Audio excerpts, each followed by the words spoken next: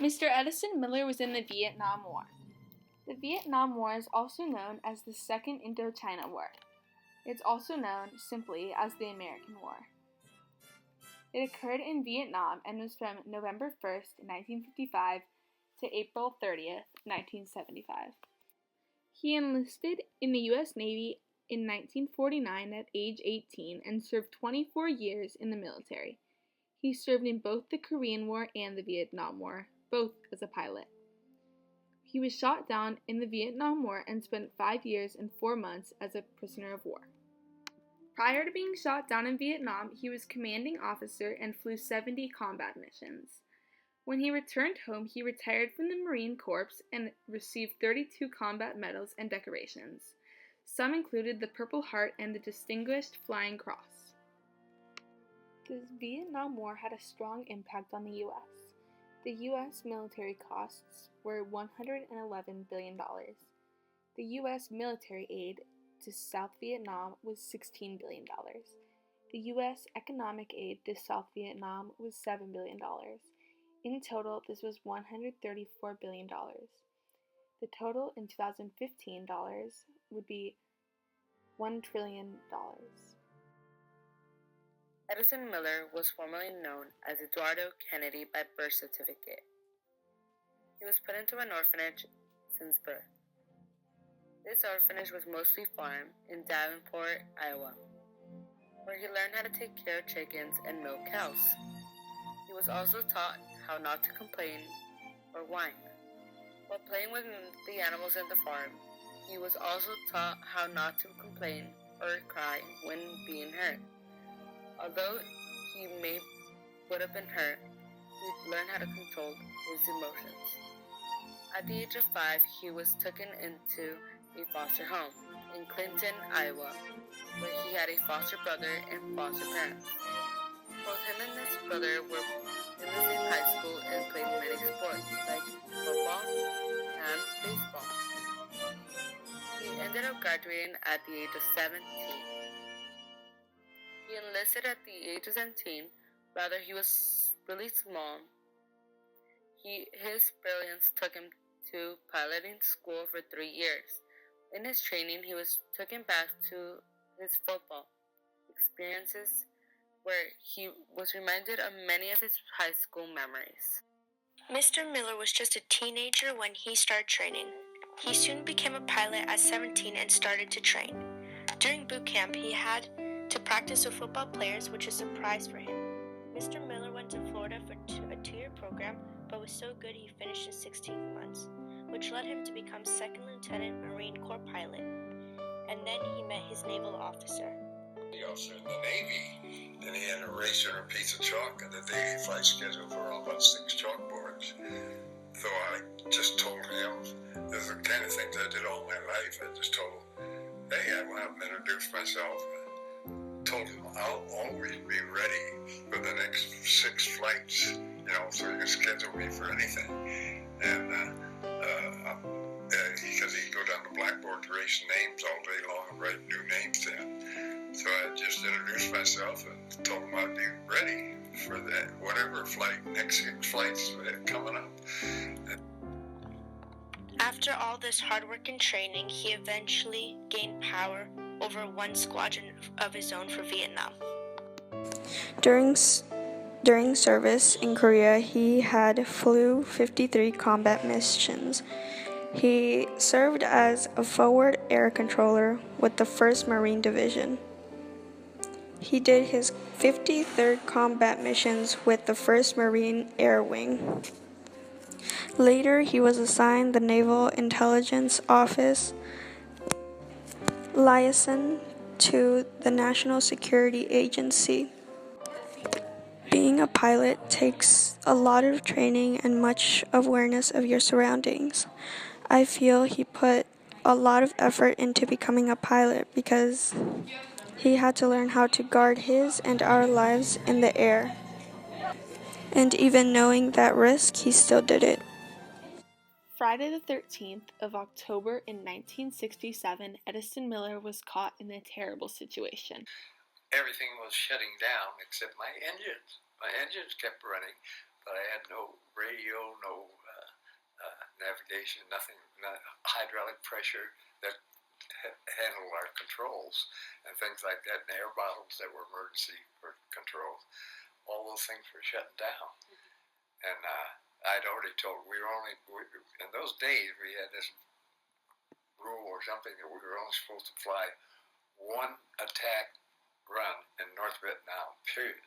And I looked down and I saw all these troops out there, enemy soldiers, and I told my wingman, I said, we're going to make 2 runs. Target's too big. But coming off the first run, everything went to 0, and I said, I can fly this airplane with engines. I don't need hydraulic pressure, because the engines were both still running. And but as I came up, everything was going to hell, and it wasn't working too well. So I was heading for the ground, and I couldn't get it to come out of there. So I ejected my guy in the back. We call him Gib, guy in the back. He used radios and did other things that could help people while you're flying it. And I got him out safely. And the next thing I know, I'm going straight down, and I said, eject now or never, Miller. So I pulled the handle on the floor instead of the face curtain that we usually use. And I pulled that handle on the floor. And as a result, 4 of my vertebrae, 9, 10, 11, and 12, all got smashed. And when I came home, I found out I had that bad engine body problem. And but anyway, and I was doing over 600 miles an hour going straight down. So when I went out, my parachute opened and went to rags. It just shredded my complete chair. So I hit the ground on 1 foot with no parachute and shattered my ankle. So I wasn't walking too well. The second day, my leg was just twice its size or more, and every color in the rainbow. And I said, who's got a camera?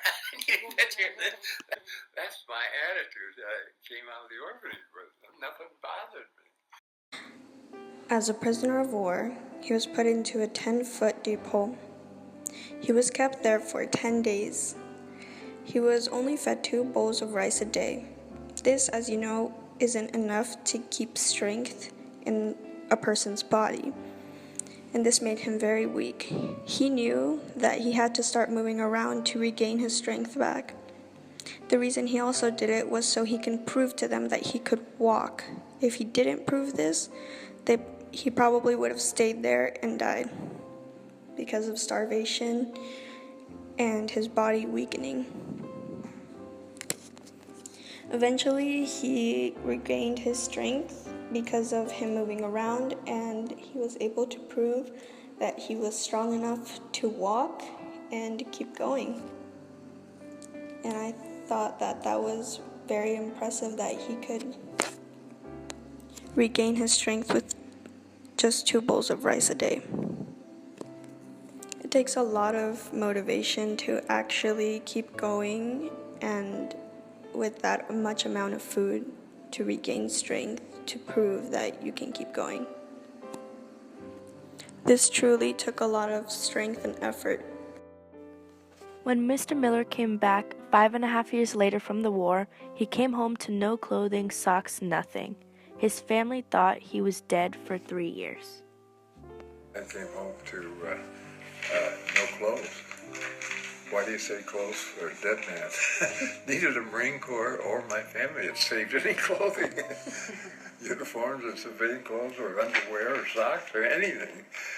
So I had to buy a whole new wardrobe from socks and underwear to shirts and pants and coats when I came home. And I thought, what the hell? But I just said, yeah, it makes sense. Why save clothes for a dead man? I just have to put up with it. As for his injuries, his 4 vertebrae that he broke never fully healed, and he got 0 medical attention due to when he was captured. He didn't ask for anything from the Vietnamese, but healed on his own and tried to get back to a normal lifestyle apart from war. Throughout the war, Edison wrote down many of his poems in a journal, where he talked about emotions and events that were going on throughout this war. Many may have not felt this way, but he expressed his point of view throughout these poems. And although he may not have them with him, he still remembers word for word of these poems. And now that he is on the board of the Orange County of California and has celebrated many birthdays, including his 80th birthday with his family and friends, and has succeeded a beautiful home where he shares with his friend in Irvine. He still remembers these poems word for word, and the joy he has when reading these poems. It takes him back to the war in an honoring way that he has shared with us in interviews and with his presence. Lastly, we would like to thank Edison W. Miller, our veteran, for sharing his experience during the Vietnam War and having us come over to his place and share his story.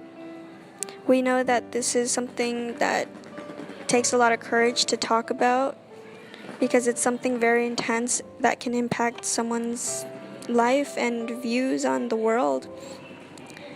So many thanks to his service and his many risks. That was all done with plenty of effort to have us where we are today.